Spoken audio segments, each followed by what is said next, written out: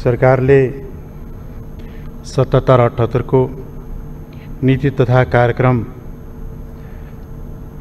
अनावश्यक भोल्युममा प्रस्तुत गरेको छ र मुलुकमा अहिले 4 खालका मुख्य रूपले 4 किसिमका सङ्कटहरू देखा परेको छ।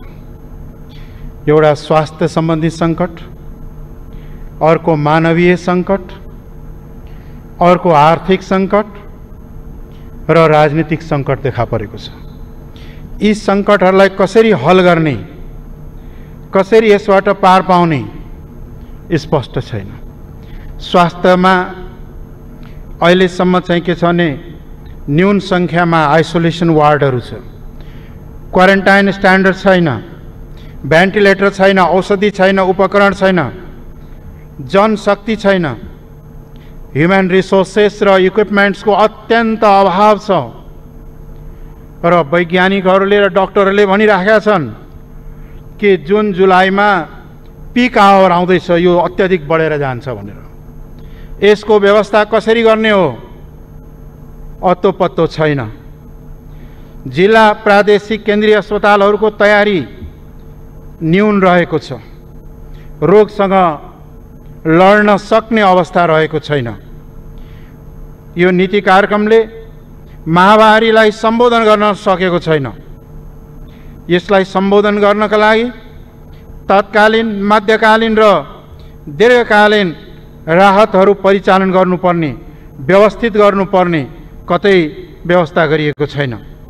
आवश्यक पर्ने जनशक्तिको आपूर्ति र त्यसको परिचालन, ह्युमन रिसोर्स र इक्विपमेन्ट्सहरूको व्यवस्थापन को कुनै ठहरठेगानै छैन, अत्यन्त अभाव रहिरहेको छ। अहिलेसम्म सरकारले गरेको लकडाउन बाहेक, न्यून परीक्षण बाहेक केही गर्न सकेको छैन। अहिले पनि बच्चाहरू, वृद्धहरू चाहिँ के भन्दाखेरिमा कुपोषण र दीर्घ रोगीहरू देखा पर्न थालिसकेका छन्। अहिलेसम्म देशभरिमा पीआरसी टेस्ट गर्ने व्यवस्था हुनुपर्नेमा कहीँ देखिएको छैन। कोरोना भाइरस एट्याक भइरहेको बेलामा मुलुकले खास गरिकन टोबाकोलाई ब्यान गर्नुपर्ने हो, तर त्यसतर्फ ध्यानै गएको छैन। त्यस्तै गरिकन मानवीय सङ्कटमा अहिले भारतीय सिमाना लगायत विदेशहरूमा र भारतीय सिमानामा सबभन्दा हजारौँ हजार नेपालीहरू उताबाट धक्का दिएर नेपाल जा भन्छ, यताबाट धक्का दिएर उता जा भन्छ, कहाँ जाने हो? अब नो म्यान्स ल्यान्डमा मधेस आन्दोलनको बेला यता चाहिँ गोली ठोक्ने, उता गएर नो म्यान्स ल्यान्डमा बस्नु परे जस्तो बस्नुपर्ने हो कि के हो? ती एउटा ठुलो मानवीय सङ्कट त्यहाँ उत्पन्न भइरहेको छ। गरिबहरूको लागि खाद्य सुरक्षाको सङ्कट परिरहेको छ। अहिले चाहिँ माल न्युट्रिसन बढ्दै गएको छ। एकदम चाहिँ गरिब रेखामुनि रहेकाहरूले राहत, पर्याप्त राहत, आवश्यक राहत समेत पाइराखेको व्यवस्था रहेको छैन। अब विदेशबाट आउने नागरिकहरूलाई कहाँ राख्ने हो, कहाँ व्यवस्थित गर्ने हो? सरकारको कुनै दृष्टिकोण, कुनै व्यवस्था नै छैन। त्यसै गरिकन आर्थिक सङ्कटको रूपमा हेर्दाखेरि राजनीतिक स्थिरता र समृद्ध नेपालको नारा दिएर वर्तमान सरकार बनेको हो, तर बजेट खर्च गर्ने क्षमता र अवस्था नै छैन। अहिले वर्ल्ड ब्याङ्कले भर्खरै निकालेको इन्फर्मेसनमा 2.5% वृद्धि दर र त्यो पनि तल्लो गइरहेको छ। यसले आर्थिक सूचाङ्कहरू खस्ने, रेमिटेन्सहरू खुम्चिने र गिरावट आउने, वित्तीय संस्थाहरू धराशायी हुने, ब्याङ्कहरू दिवालिया हुने, भ्रष्टाचार र अनियमितता तीव्र गतिले बढ्ने सङ्केत दिइसकेको छ। यसलाई रोक्ने कुनै उपाय देखिँदैन। पछिल्लो 6 वर्षमा सभामुख महोदय 60 अरब रुपियाँभन्दा बढी कृषि अनुदानमा प्रभाव भएको छ, तर वास्तविक किसानले नपाएको गुनासो बढिरहेको छ। यस्तो अवस्थामा कृषिको उत्पादन दोबर गर्ने कुरा हावादारी कुरा बाहेक केही पनि होइन। आर्थिक सूचाङ्कको स्थिति नराम्रो हुँदै गएको छ। विपन्न वर्गले निकै कष्ट भोग्न पर्ने अवस्थाहरू आउँदै गएको छ। भर्खरै गरिबीबाट केही परिवारहरू माथि आएका थिए, ती अझ फेरि गरिबीतर्फ र दरिद्रतर्फ फर्किँदै गएका छन्। यसलाई रोक्ने उपाय खोइ? उत्पादन र सप्लाई चेन नै ठिक भएन भने यो अर्थव्यवस्था कहाँ धराशायी भएर जान्छ? सङ्कटग्रस्त इकोनोमीलाई कसरी माथि ल्याउने, कसरी रिकभरी गर्ने, त्यसको पोलिसी खोइ? रिकभरी पोलिसी नै छैन गभर्मेन्टसँग। र त्यसै गरिकन कृषि बजार र भण्डारणको अभावमा घरेलु उत्पादन चाहिँ के छ भन्दाखेरि खेर गइरहेको छ। किसानले सडकमा फाल्नुपर्ने स्थिति आइसकेको छ।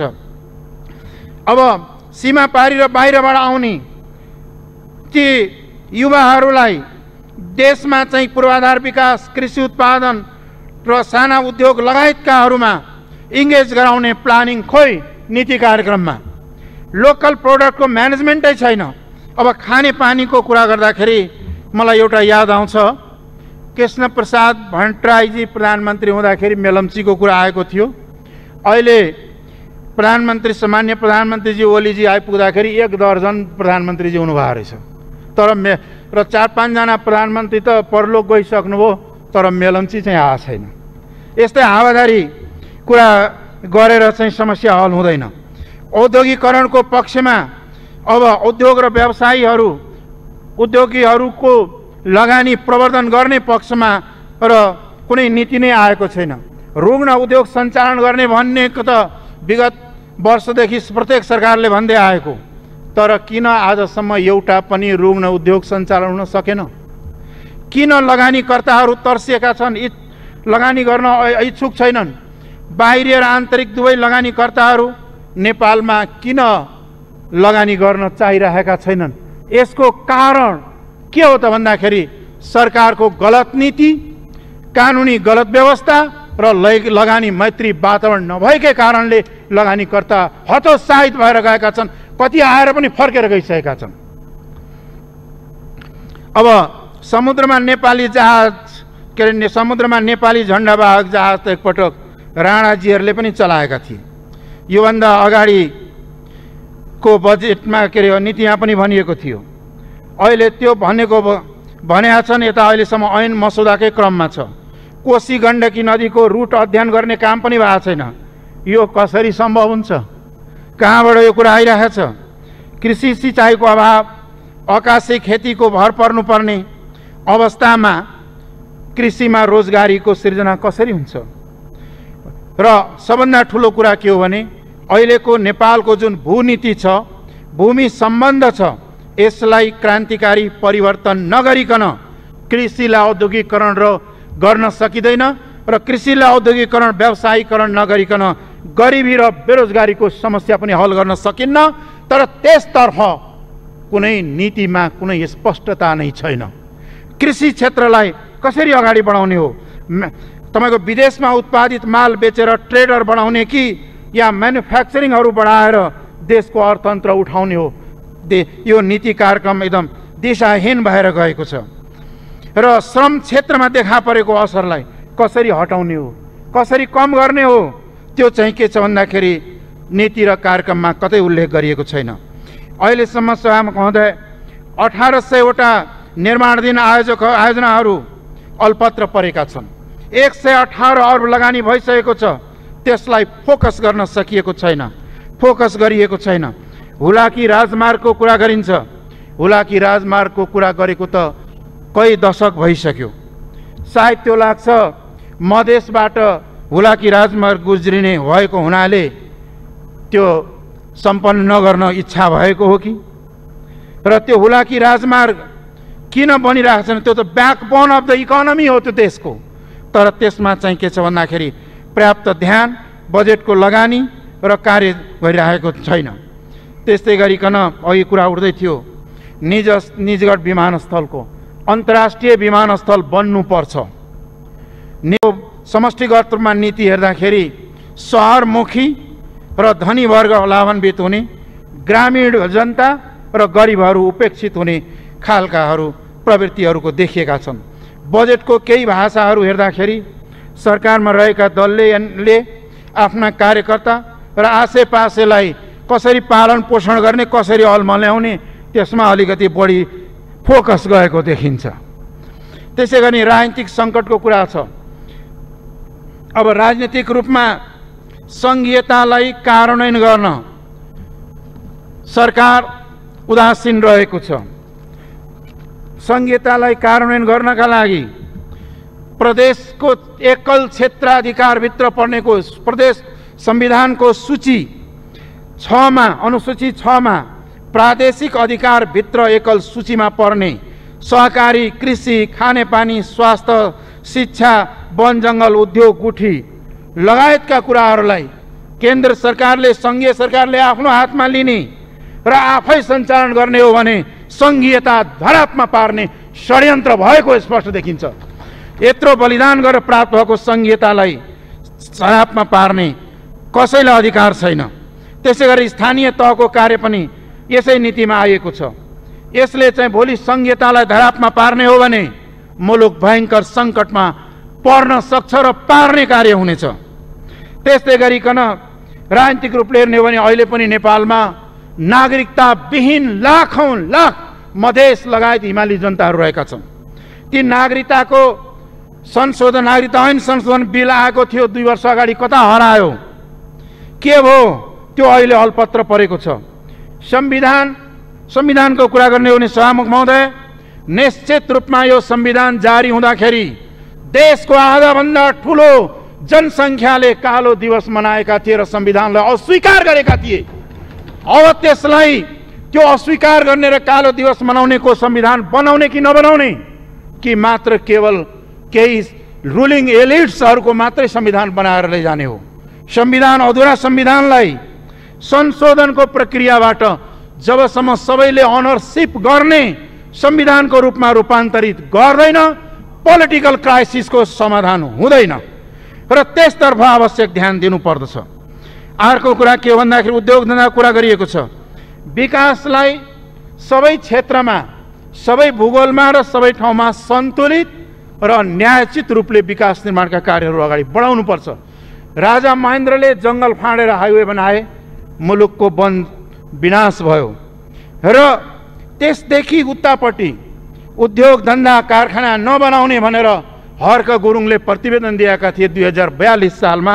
अहिलेको चाहिँ सरकारको नीति कार्यक्रम हेर्दाखेरि तिनै हर्क गुरुङको पुनरावृत्ति बाहेक अरू केही छैन। राजमार्गदेखि दक्षिण पनि नेपाली नागरिक नै बस्छ। तीन ठाउँमा पनि विकास निर्माणका कार्यहरू अत्यन्त न्यून मात्रामा र प्रायोरिटीमा कहिले परेका छैनन्। सप्तरी जिल्लाको राजविराजमा औद्योगिक नगर बनेको, औद्योगिक क्षेत्र बनेको वर्षौं भइसक्यो, उद्योग कहिले सञ्चालन हुने हो? त्यहाँनेरि विगतकै सरकारले नीति कार्यक्रम र बजेटमा समेतमा ल्याएको स्वास्थ्य विज्ञान प्रतिष्ठान अलपत्र पारिएको छ। त्यसकारणले विकास निर्माण जस्ता कुराहरूलाई पूर्वाग्रहले हेर्नु हुँदैन। एउटा कुरा रियालिटी के हो भन्दाखेरि तराई नेपालको सबभन्दा उर्वरक, सुगम र मेहनती जनता बस्ने ठाउँ हुँदा हुँदै पनि आज त्यहाँको तराईको खास के छ भन्दाखेरि प्रति व्यक्ति आम्दानी सबै क्षेत्रभन्दा न्यून, स्वास्थ्य दृष्टिकोणले सबभन्दा बढी पीडित, शिक्षाको दृष्टिकोणले सबभन्दा पछि, आर्थिक सूचकाङ्कमा सबभन्दा तल किन भयो? त्यो त सबभन्दा माथि हुनु पर्थ्यो नि। त्यसको एउटै कारण के हो भन्दाखेरि विगतका सरकारले लिएको अत्यन्त पूर्वाग्रही र विभेदकारी नीतिकै परिणाम आज सम्पूर्ण देशले भोग्नु परेको छ। अत्यन्त अल्प विकसित मुलुकको रूपमा आज नेपाल रहेको छ।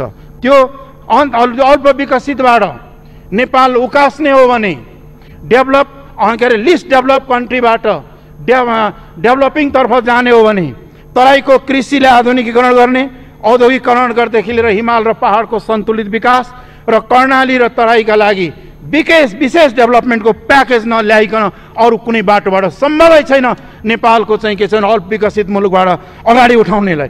तर यो अल्प विकसितबाट कसरी तपाईँको विकासोन्मुख देशतर्फ अगाडि बढ्ने भन्ने यो नीति र कार्यक्रम त कतै छैन। यसो हेर्दाखेरि हाम्रो सत्ता पक्षका मान्यज्यूहरूले त भन्नुहोला, एउटाले समात्दा हात्ती समाज जस्तो, अन्धाले हात्ती समाज जस्तो, एउटा समात्दाखेरि खम्बा जस्तो, अर्को समात्दाखेरि नाङ्लो जस्तो हुन पुगेको छ यो नीति कार्यक्रम। त्यस्तै गरिकन चाहिँ के हो भन्दाखेरि शिक्षा क्षेत्रमा शिक्षा नीति सङ्घीयता विरोधी छ, एकात्मक चरित्रको छ। त्यस्तै गरिकन चाहिँ के छ भन्दाखेरि अहिलेको यो नीति कार्यक्रम त विगतको 2-3 वर्षको यसो नीति कार्यक्रम पल्टाएर हेरेको त कपी र पेस्टै गरेको बढी देखियो। यसमा मौलिकता धेरै कम छ। यो कपी र पेस्ट गरेर दुनियाँ चल्छ।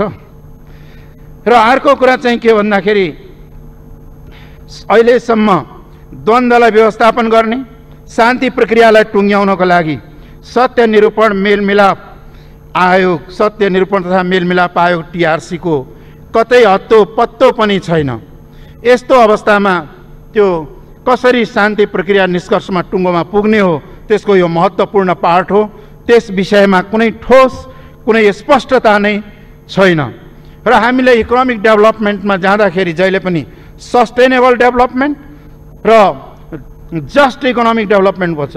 के अरे दीर्घकालीन विकास, दिगो विकास र सन्तुलित विकास, न्यायपूर्ण चाहिँ हुनुपर्दछ, न्यायोचित पनि हुनुपर्दछ। र कुनै क्षेत्र सबै क्षेत्र नेपालै हुन् र सबै नेपाली जनता हुन् भन्ने कुरालाई ध्यानमा राखेर चाहिँ के भन्दाखेरि विकासलाई अगाडि बढाउनु पर्दछ।